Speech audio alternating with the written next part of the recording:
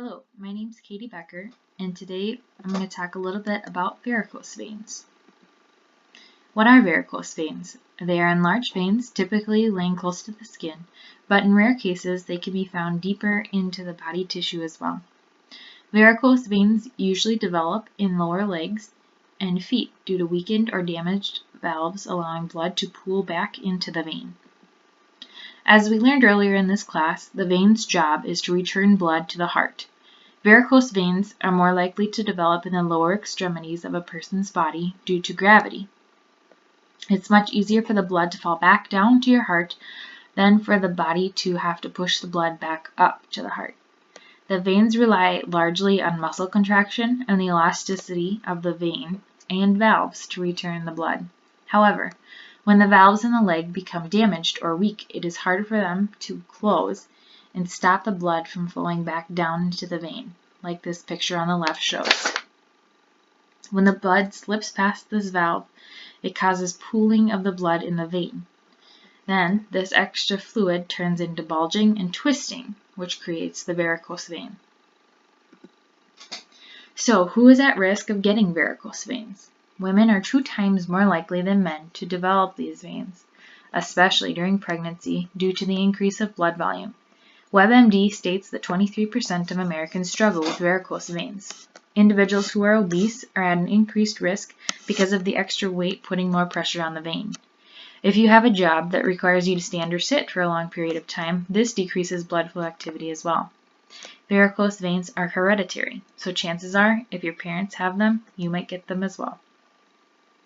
Last, old age will also amplify your chance of getting varicose veins just because of normal wear and tear on the body.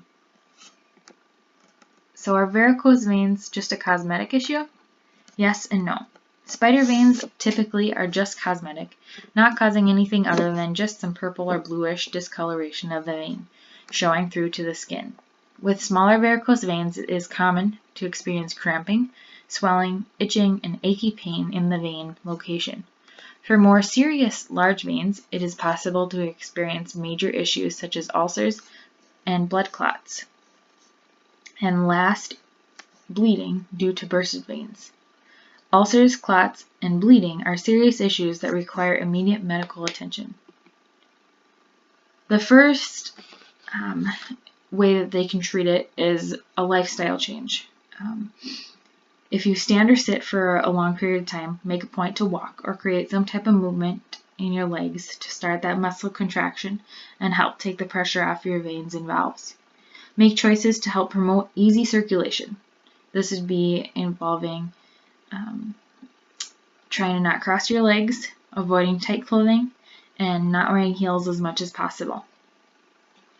The next options listed down below all involve some type of procedure.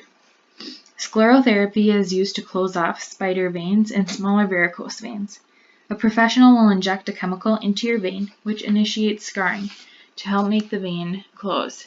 This is a quick procedure, but it may take multiple injections. Microsclerotherapy uses the same process, but it treats even smaller veins. Laser surgery is sort of misleading because it does not actually involve cutting a person open. It is a method that involves focusing a laser beam on a small varicose vein to disintegrate it. Endovenous ablation therapy is similar to laser therapy, but in a much more focused manner. A small incision is made near the varicose vein, and then an instrument is inserted, and the top of the affected vein is cauterized. Endoscopic vein surgery. This method is used for larger varicose veins and also involves a small incision. The doctor then uses an instrument with a camera to navigate through the vein and pinch it off. Ambulatory phlebectomy. This procedure involves multiple incisions and includes total removal of small varicose veins. And last, vein stripping and ligation is used for intense cases of varicose veins. Again, the doctor will make multiple cuts, tie off ends of the veins, and then remove the portion that's creating a problem.